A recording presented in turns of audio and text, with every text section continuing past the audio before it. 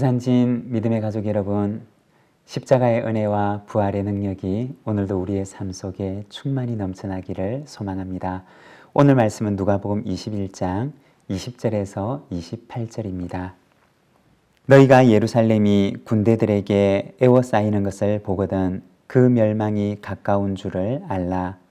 그때 유대에 있는 자들은 산으로 도망갈 것이며 성 내에 있는 자들은 나갈 것이며 촌에 있는 자들은 그리로 들어가지 말지어다. 이 날들은 기록된 모든 것을 이루는 징벌의 날이니라. 그날에는 아이 벤 자들과 젖먹이는 자들에게 화가 있으리니 이는 땅에 큰 환난과 이 백성에게 진노가 있겠음이로다. 그들이 칼날에 죽임을 당하며 모든 이방에 사로잡혀 가겠고 예루살렘은 이방인의 때가 차기까지 이방인들에게 밟히리라. 1월 성신에는 징조가 있겠고 땅에서는 민족들이 바다와 파도의 성난 소리로 인하여 혼란한 중에 공고하리라. 사람들이 세상에 임할 일을 생각하고 무서워함으로 기절하리니 이는 하늘의 권능들이 흔들리겠음이라. 그때 사람들이 인자가 구름을 타고 능력과 큰 영광으로 오는 것을 보리라. 이런 일이 되기를 시작하거든 일어나 머리를 들라. 너희 속량이 가까웠느니라 하시더라. 오늘 우리가 읽은 이 말씀에서는 예루살렘의 멸망과 주님의 재림에 대해서 말씀하십니다. 20절입니다. 너희가 예루살렘이 군대들에게 에워싸이는 것을 보거든 그 멸망이 가까운 줄을 알라. 여기에 보면 예수님께서 예루살렘의 멸망에 대해서 말씀하십니다. 실제로 주후 70년에 예루살렘 성은 로마 군들에 의해서 포위를 당하게 되고 결국 로마 군대에 의해서 함락당합니다. 그때 얼마나 비참한 일들이 일어나게 될는지를 말씀하십니다. 21절에 보면 그때 유대에 있는 자들은 산으로 도망갈 것이며 성 내에 있는 자들은 나갈 것이며 촌에 있는 자들은 그리로 들어가지 말지어다. 그 예루살렘 성 안에 얼마나 끔찍하고 비참한 일들이 일어나게 되는지 그날이 되면 그들은 예루살렘 성에서 도망갈 것을 말씀하셨던 것입니다. 이렇게 예루살렘이 멸망하고 그들의 고난이 언제까지 지속될 것인가? 24절의 말씀을 보게 되면 이렇게 말씀하십니다. 그들이 칼날에 죽임을 당하며 모든 이방에 사로잡혀 가겠고 예루살렘은 이방인의 때가 차기까지 이방인들에게 밟히리라.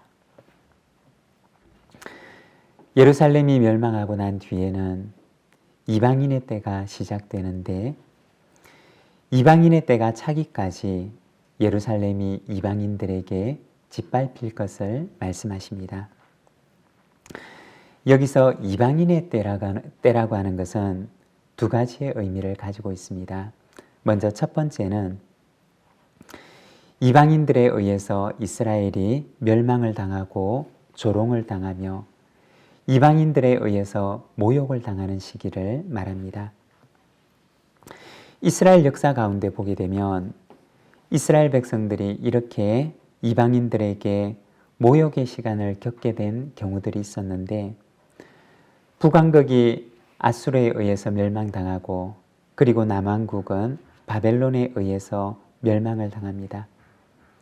그들은 그 시절 가운데 모욕과 고난의 세월을 경험하게 됩니다.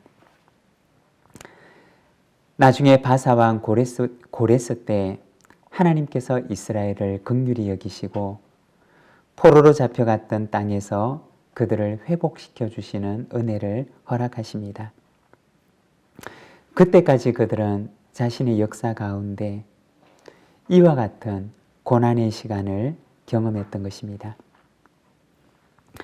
그리고 둘째는 이 이방인의 때라고 하는 것은 이방인들에게는 기회의 시간을 의미합니다.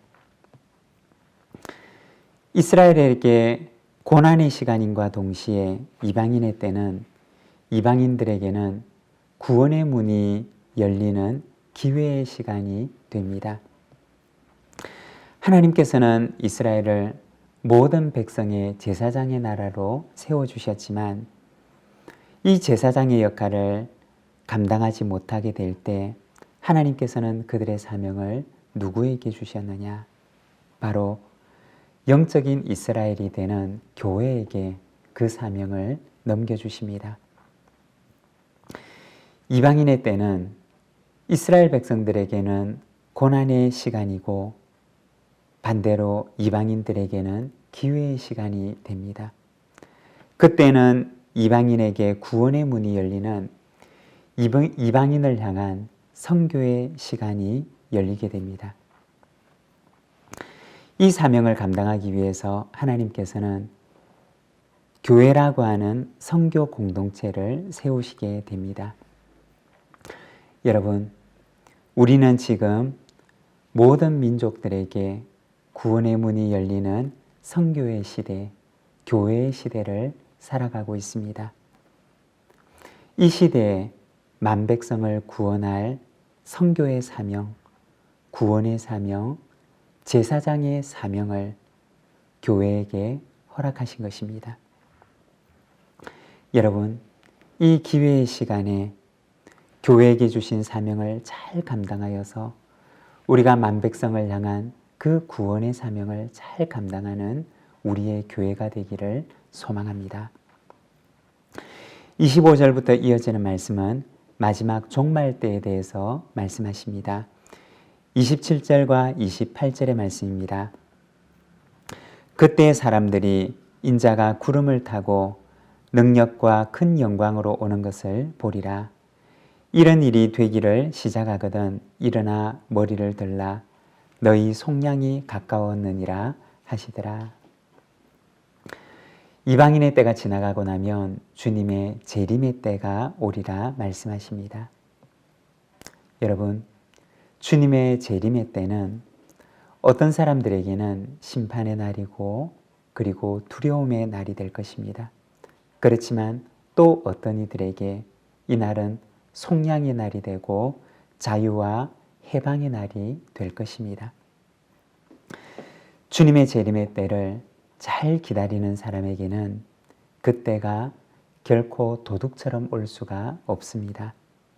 그렇지만 잘 기다리지 못하는 사람에게는 그날이 어느 날 덫과 같이 우리에게 임하게 될 것입니다. 사랑하는 여러분, 신랑 되신 우리 주님께서 오시는 그날까지 우리가 잘 기다리며 준비된 자로 서서 기쁨으로 주님을 맞이하게 되는 우리 모든 믿음의 식구들의 삶이 되시기를 간절히 소망합니다. 기도하겠습니다. 사랑의 하나님 아버지, 은혜를 감사합니다. 오늘은 우리가 주님의 말씀을 통하여서 참으로 예루살렘의 멸망과 그 이후 시작되는 이방인의 때와 그리고 마지막 주님의 재림의 때에 대한 말씀을 우리가 바라봅니다. 사랑하는 하나님 아버지, 참으로 그 사명을 잘 감당하지 못하였던 이스라엘로부터 주님께서는 그 제사장의 사명을 이제는 우리 온 교회들에게 주심을 바라봅니다. 만백성을 구원할 이 선교의 시대에, 구원의 시대에 우리에게 주신 사명을 기억하며 이들을 향한 구원의 사명을 잘 감당하는 오늘 우리의 교회가 될 수 있도록 주님이여 은혜를 베풀어 주시기를 원합니다. 아버지 하나님, 참으로 주님께서 다시 오실 날을 기다리며 오늘 이 하루를 신랑 되신 주님을 기다리는 하루를 살아가오니 주님, 저희들을 붙들어 주셔서 잘 준비된 자로, 잘 기다리는 자로 살아갈 수 있도록 주님 은혜를 베풀어 주시옵소서. 이 하루를 주께 의탁합니다. 하나님, 오늘 이 하루도 주님과 함께 동행하며 주님과 함께 승리하는 거룩하고 복된 하루가 되게 하여 주옵소서. 예수님의 이름으로 기도드립니다. 아멘.